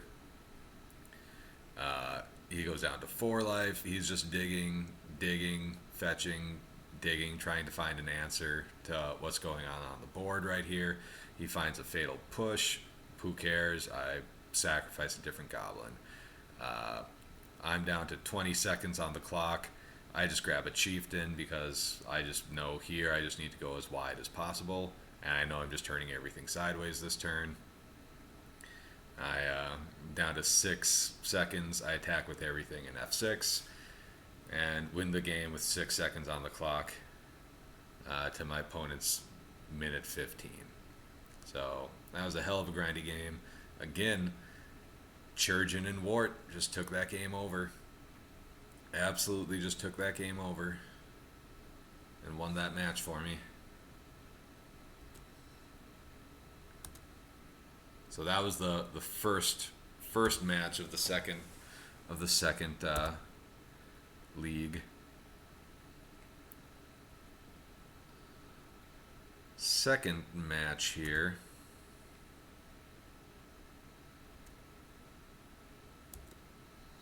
All right, I was on the draw. Pretty mediocre hand here. Did I keep it?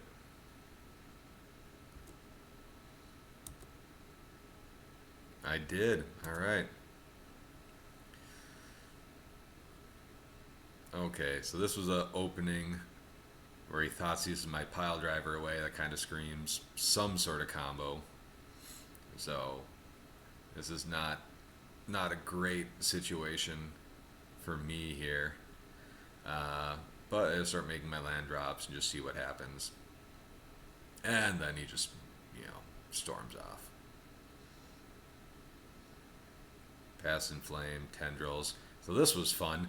My opponent goes off with his Tendrils, but his storm count is only 9. So he gets me down to 1. He goes up to 32. That's fine. I go ahead and play a Matron and use that to grab a Sling Gang, and my opponent scoops. So my Storm opponent miscounted his Storm, stormed off, and lost the game because of it. It's alright though. He was going to come back game 2.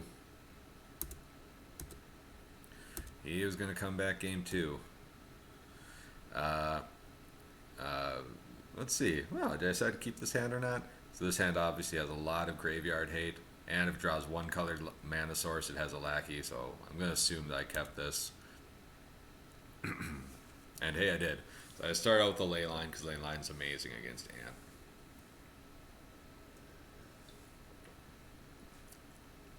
Then I drew a Thoughtseize. So, Thoughtseized him. I took his Chain of Vapor, left him with the 2 tutors and a Pass in Flames. Pass in Flames obviously doesn't matter if I get the Chain of Vapor and Infernal Tutor. He has 2 of them, so I'm not so worried about taking one of them. I would rather take the Chain of Vapor to protect my Ley Line. But he's able to Ad Nauseam, and off that Ad Nauseam, he's able to just draw a ton of cards on turn 5. I think he actually goes and draws like every LED in his deck right here. Yeah, so he has 2 Infernals and every LED in the world, and he storms off, which is fine. It is what it is. I didn't have the pressure I needed that game. I needed to play that Lackey much earlier. That Lackey was definitely, I needed that Swamp to be a bad land so I could have followed up that Thoughtseize with a Lackey. Again, no big deal. I scooped here when he Thoughtseized me because I didn't want him to see the Fairy Macabre.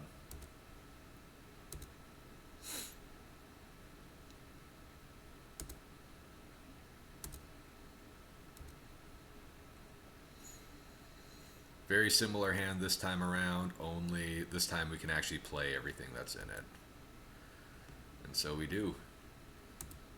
We start out just by doing that. Take an Infernal Tutor. Take an Infernal Tutor. Leave him with a Preordain and a Ponder. Leave him with an Abrupt Decay. Basically, just taking the Tutor because that's a win piece for him. So we'll just let him keep digging. He's just going to have to dig and find another one. Don't care about the decay. We're just going to play right into it. Grab a Badlands. You want to grab a Badlands because we have other Leyline of the Voids in there. So Badlands better than a mountain off the Prismatic Vista.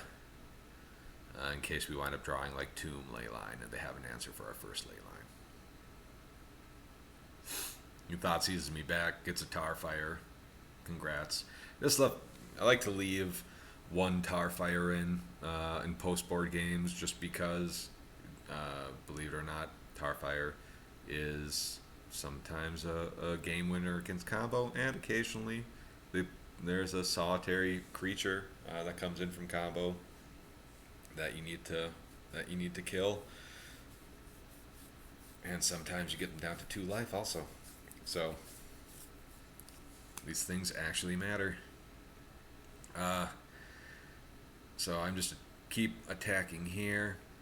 Here I swung. I think they bounced or decayed something. Yeah, they bounced that with a chain of vapor. Went down to 6. I just replayed these guys. I have 5 goblins in play. He cracked his polluted delta and upkeep. Went down to 5 life, so I sacked everything and killed him in response to that polluted delta. I don't think he was paying attention to what I had going on my board there, or how much life he was at. So I managed to win that match off of his incredible game 1 punt. In game 1, he's also, I don't know, I would say he scooped early on game 1. Even though he punted horribly, he could have found a way to put a win together on that. I was only at 1 life after all.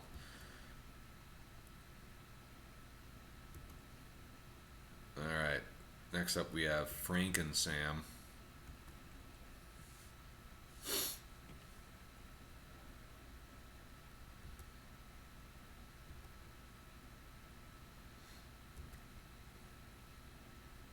Alright, another fine opening goblin hand.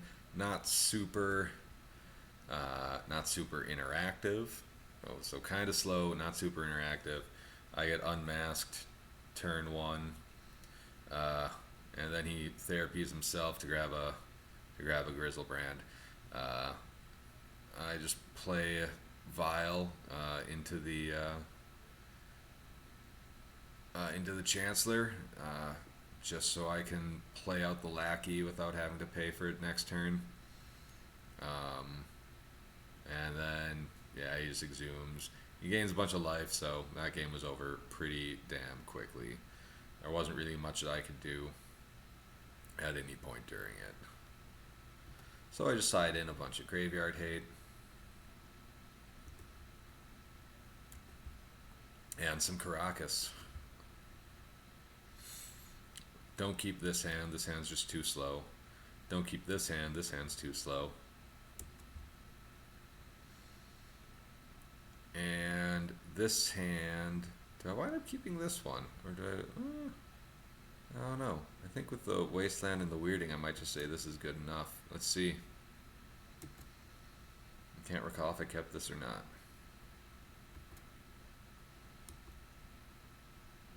I did. Good. I mulled to 4.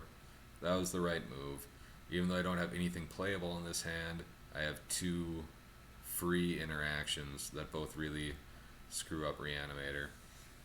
So I get rid of some warts and stuff because I'm so far away from casting them. And also because I'm playing a Grenzo, if I draw running lands, I can actually just start putting those guys into play off of Grenzo's ability. So not the worst ability there. Alright, so he unmasks me here. He unmasks me, and in response to the unmask, I go and Fairy Macabre away his Faithless Looting and his Griselbrand. And so I've managed to get rid of the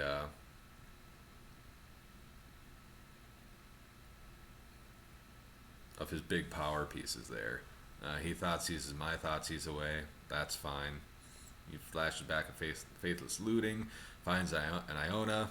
Don't really care about Iona. I have a Karakas. I just draw Therapy that I can't play, so I have a handful of crap I can't play. He unmasks my Matron. Then he casts an Animate Dead on my Grenzo, which is like fun. I just bounce my Grenzo. That's... You gotta read your opponent's cards. You really do. So he scoops. I'm going to assume that's some form of rage scoop there. Let me just realize that he's not.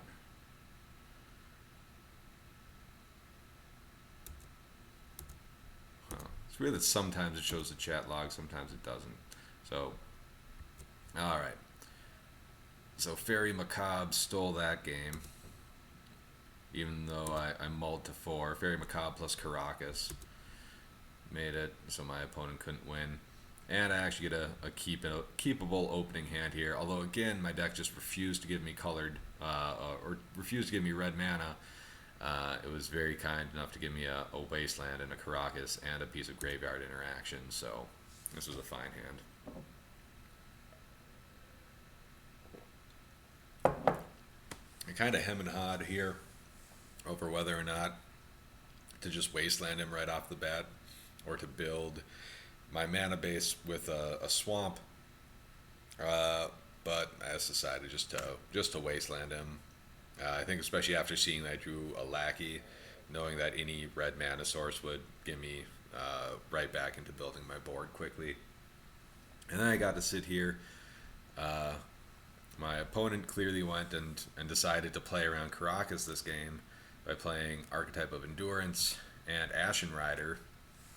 But then he went and played both of them into a Fairy Macabre here by discarding them that quickly.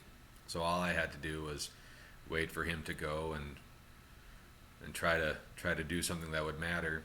He throws a Cabal Therapy at me. I just go ahead and remove his threats from the game, land a Lackey, and we start and that's it. He calls it a day.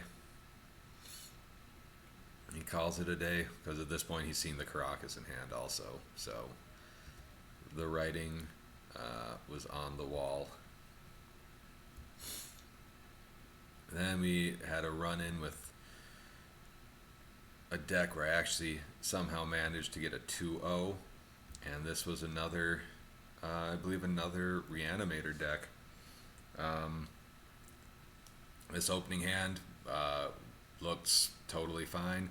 We have the Aether Vial, we have a Tarfire, we have Acceleration with the Ancient Tomb, and then we have Selection and Tutoring with the Matron, and then Recursion with the Wort. So this is another hand that looks really good against a bunch of different decks. Unfortunately, he reveals a Chancellor to start, and then entombs a Griselbrand, so we're not looking great. However, we can play this Aether Vial through the Chancellor trigger thanks to the Ancient Tomb, so that was very fortunate. Let's get rid of him there. He does not have a reanimation spell, fortunately for me, so I go ahead and play a Goblin Matron and grab a Sting Scourger, ready to bounce whatever he decides he needs to play next turn. And he Animate Dead, throws an Animate Dead on the Griselbrand, that's fine. He entombs an Elesh Norn, also fine. And what do I go and do here? Okay, this is cool because here, the fact that Wort is a 3/3 really matters because it doesn't die to the Elesh Norn. So I play out a Wort. He attacks with everything. I just bounce the Griselbrand. He's at 4 life. I don't want him gaining any life. And I have a Tarfire in my hand here. He throws a Sting Scourger out, bouncing my Wort. That's fine. I play... When he exhumes, I play out my matron. I grab my second Tarfire. My opponent messages me scary when I grab that Tarfire, and then I double Tarfire him on my upkeep and end the game because he was at 4 life and I had 2 Tarfires. That was one of my favorite. I think that's my favorite ending against a reanimator deck. Just like, yep, Tarfire is scary, and I'm gonna win the game off of this tribal shock that I play 2 of in the main deck like a madman. I just wanna I'm just gonna run through that game again. There it is. There's the scary. There's the scary comment from him. We're just gonna run through that game real quick, right? We're just gonna go up to, what was that? Turn 3. Let it play from there. Because that was just so pretty. I mean, I have a Wort. I have a 1/1 Wort, which does nothing. I just fucking bounce his Griselbrand. Take 4 from Elish Norn, who cares? He animate deads my own Sting Scourger to bounce my Wort, then cast an Exhume, all cocky like, and then I just matron for the second Tarfire and win. Oh, God. Love it. Love it. Absolutely loved that win. That one felt so good. So fucking good. Alright, how did this one go? Did I just have like a ley line or something? No, I had a Wort and a Sting Scourger and a Grenzo, so I think I just went for it. Oh no, I did mulligan. Oh good, I mulliganed into a Karakas. Yeah, that's the smart thing to do. I was playing well. Good for me. Weirding is pretty slow. The problem with weirding in this matchup, it is okay because it lets you obviously kill a fatty and maybe a fatty that has hexproof or something. But it's reanimator. If you're putting their creatures back in the bin, they're just going to reanimate them again. So if you don't have any good follow-up, it's not the best by a long shot. But anyway, he reanimates Griselbrand, goes down to 4 again. He unmasks my Aether Vial, but I have I'm all to a hand with the Karakas, so fuck it. He attacks, I just bounce. No big deal. No big deal. He removed, for his unmask, he removed another Griselbrand. Alright. He goes and just plays Griselbrand out again. Fine, doesn't matter. I have a Karakas. You need to answer the Karakas before anything else is going to happen. He plays out a Lotus Petal, attacks again. I just bounce a Karakas. He entombs a Chancellor of the Annex, does a Faithless Looting, animate dead again. Glad that he finally has a non-legendary creature. That's fine. I play a Grenzo, and because I don't have any because I don't have a legend to bounce this turn, I just pay 1 to activate to pay for Chancellor. He Faithless Looting, hits himself with a Faithless Looting yet again. I just play an Aether Vial. Play the Aether Vial here for a couple reasons. One, haven't drawn many lands. The other thing is when I get Vial active, I can just start activating Grenzo. And the thing is, for people that haven't played Grenzo, Grenzo is not reliable. You only hit a goblin off of him like half the time, and if you have played a ringleader, you're gonna hit nothing off of him. So, playing out the Vial gives me a way to play more cards that I might draw without having to tap out for them, which is important because I really want to keep Karakas open. Right now, his Chancellor can't attack. His Chancellor's not a threat. It's just something that I have to win around at this point. He animates dead. If you saw there, he threw an animate dead on his own Elish Norn, to which I Karakas'd my own Grenzo. because I want that card drawing ability there. Again, I will take 6 from the Chancellor. That's fine. I'm just going to bounce the Elish Norn this turn anyway. And now I can play out a 3/3 Grenzo off the Cavern of Souls, and I don't have to worry about paying for the Elish Norn anymore. We had another Faithless Looting. He gets Elish Norn back in the bin. He destroys my Aether Vial, and he is at 2 life. And so for the second time this match, I use a Goblin Matron to find a fucking Tarfire, and I kill him with Tarfires. He sends me a message saying, "Good Karakas." It doesn't show it here, but I sent him a message about Tarfire being the MVP. So, 3 Tarfires for the win against Reanimator. 2 in the deck, but 3 cast over the match to win it.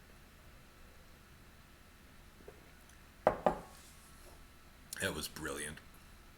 Absolutely brilliant.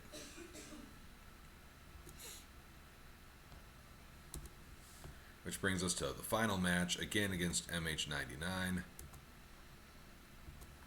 Another grind. We can make our graveyard smaller for this one. We don't need that.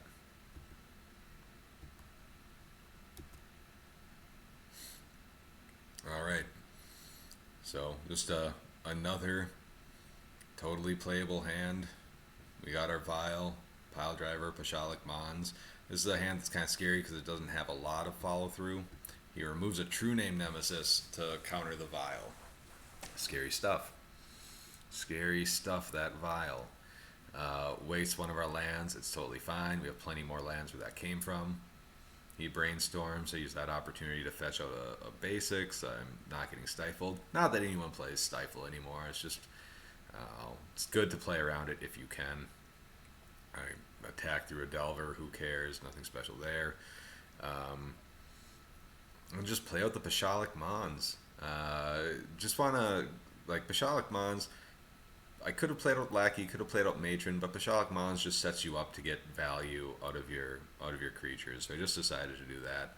Now I grab the Matron, grab a Gem Palm, so I have a way to kill the Insectile Apparition, and just chump block from there is the plan. At this point, I just have to take this hit. And he throws out, oh yeah, the Hooting Mandrills. Now this is a problem because the Hooting Mandrills is too big for me to Gem Palm, and it has evasion. So I start playing out more cards and hope that the Lackey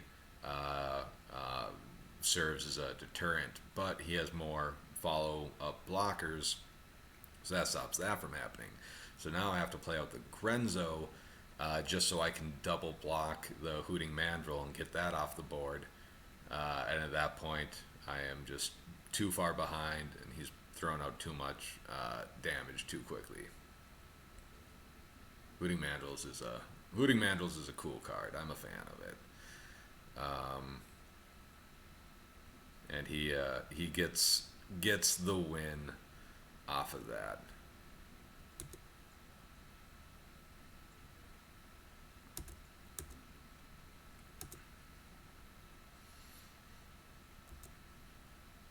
All right.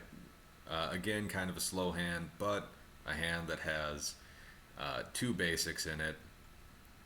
So it has a really a lot of good resiliency in case my opponent is trying to just throw wastelands at me or anything like that. He winds up double Tropical Island, so no red source. I think his mana definitely suffers here. I just grab a Weirding just to have an answer to the Goyf. He plays a Collector's Oof. That's fine. I Munitions Expert that away. Then I Weirding away his Goyf and start attacking. And at that point, I kind of got the game under control from here on out. Plays a Delver. Delver doesn't really matter. It's just going to get Gem Palmed. Then what do I throw out here? Oh, I just throw out the Lackey. Keep the Matron around in case I need to find an answer to something. He plays a Hooting Mandrills, which at this point I've already played a Weirding and the Incinerator and my one munitions expert, so I don't actually have an answer to Hooting Mandrills left in my deck. So I just play out a Grenzo. He misses a land drop again. I just draw a shit ton of cards. Now we're just going wide because it doesn't, Mandrills can block whatever he wants. At this point, it does not matter.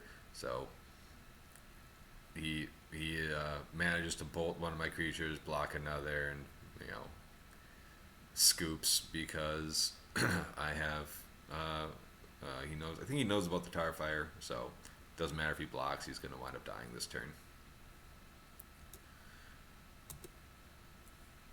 And then we go into game 3.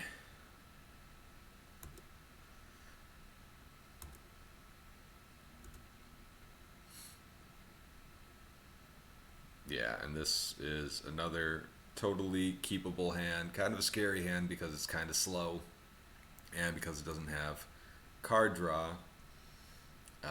But having double vial is really strong.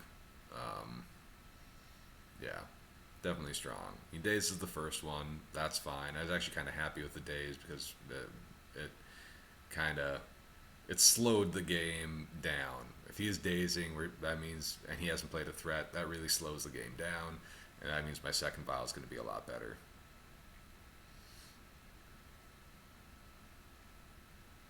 He plays the Collector's Oof, which is fine.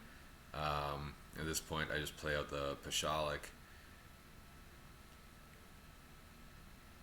because that lets me get some more damage on board and gives me a way to clear the Oof if we need to. He just again wastes me because his plan, clearly his game plan is for this game is based around keeping my vial off, but he doesn't have any pressure, and I'm able to kill his Oof here. He plays out a Delver. I was thinking about pyrokinesing it, but I draw a 4th land. So I have a lot of options here. Draw a bunch of cards off my ringleader. Just swing in with everything. See if he blocks or not. He doesn't. So rather than play a card from my hand, I activate Pashalik Mons to just get another goblin that way and to clear his Delver. You seldom get a chance to activate the ability of Pashalik Mons, but it's really good, especially in fair matchups, because it lets you build your board without having to spend resources from your hand. So it's good stuff. I believe he clears my board at this point. Yeah, he casts a Rough, so now I get 4 damage off of Pashalik Mons.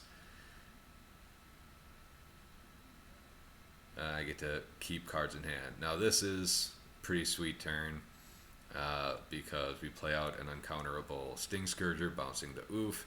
We play an uncounterable Chieftain, and then we play an uncounterable Wort, and we swing for lethal.